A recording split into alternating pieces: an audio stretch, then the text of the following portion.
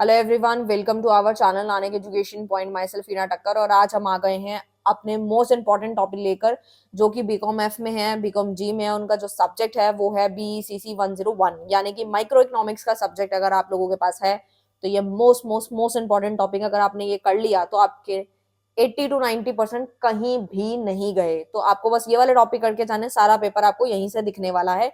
बस आपको करना क्या है, वन शॉट कर लेनी है। इसके काफी सारे जो चैप्टर हैं, यूनिट्स मैं करा चुकी हूँ, बस इसके 1 या 2 यूनिट रह गए। मैं जल्दी से जल्दी इसको कंप्लीट करा के वन शॉट प्रोवाइड करा दूंगी।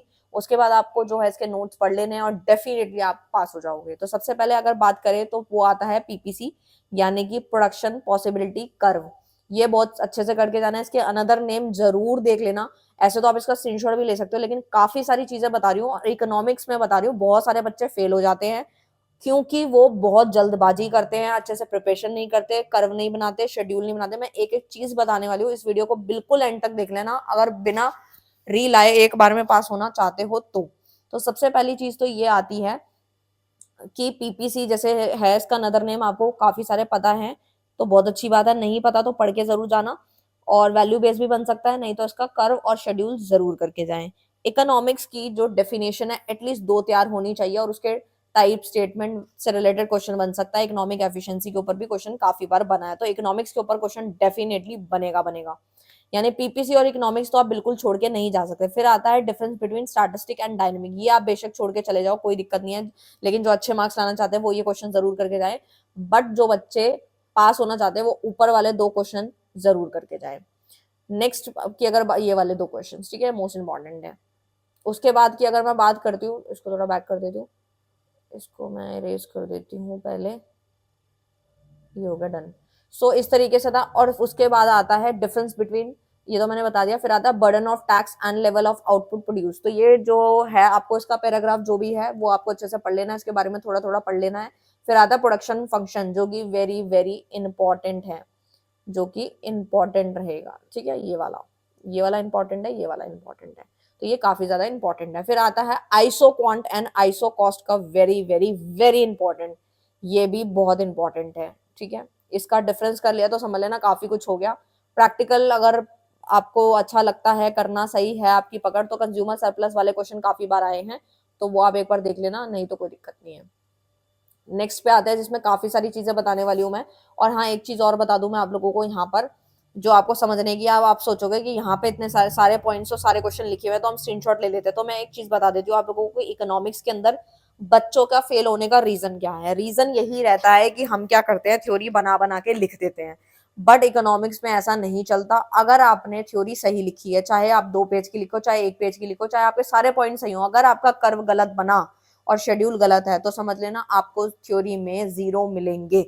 इस चीज का बिल्कुल ध्यान रखना है। आपको थ्योरी के साथ साथ कर्व एंड शेड्यूल की प्रैक्टिस भी जरूर करनी है। अगर आप चाहते हैं कि मैं अलग से इकोनॉमिक्स के काफी सारे प्रीवियस क्वेश्चन को प्रैक्टिस कराऊं, तो आप जो है मुझे कमेंट कर सकते हैं। लाइक ज्यादा से ज्यादा होने चाहिए वीडियोस में, और अपनी अटेंडेंस जरूर लगाना। अगर आप बीकॉम एफ के हैं तो कमेंट में बीकॉम एफ लिखें, अगर आप बीकॉम जी के हैं तो बीकॉम जी लिखें। इससे क्या होगा, और अगर किसी अनदर यूनिवर्सिटी के हैं तो प्लीज अपनी यूनिवर्सिटी का नेम मेंशन कर देना, क्योंकि इससे ये होता है कि अटेंडेंस लगती रहती है और हमें भी पता चलता रहता है कि आप कौन सी यूनिवर्सिटी से हैं। फिर उसके अकॉर्डिंग अगर आपका कोई सब्जेक्ट जो है इकोनॉमिक्स है, उसमें कोई एक्स्ट्रा टॉपिक है या कोई एक्स्ट्रा चैप्टर है, तो हम उसके ऊपर भी पूरा फोकस करेंगे, लेकिन उसके लिए आपको कमेंट करना पड़ेगा कि आप इस यूनिवर्सिटी से हैं। ठीक है, सो ये चीज है। और उसके बाद हम लोग प्रैक्टिस और स्टार्ट कर देंगे, ताकि जो बच्चों की पहले से री आ रखी है वो अब क्लियर हो जाए। ठीक है, और ये गलतियां बिल्कुल नहीं करनी जो मैंने आप लोगों को बताई है। डायग्राम प्रॉपर बनाना है, थ्योरी बिल्कुल सही होनी चाहिए, बना बना के ज्यादा इसमें आप नहीं लिख सकते हो। ठीक है, तो प्रैक्टिस करनी पड़ेगी। तो अब बात करती हूँ कि इसमें से आपको किस पे ज्यादा फोकस करना है, कौन से टॉपिक पे ज्यादा फोकस करना है। तो देखो भाई, प्राइस डिस्क्रिमिनेशन है, ये टॉपिक वेरी इंपॉर्टेंट है और ये मैं ऑलरेडी करा चुकी हूँ। ठीक है, जो ये टॉपिक मैं बताने जा रही हूँ ये सारे के सारे मैं ऑलरेडी करा चुकी हूँ।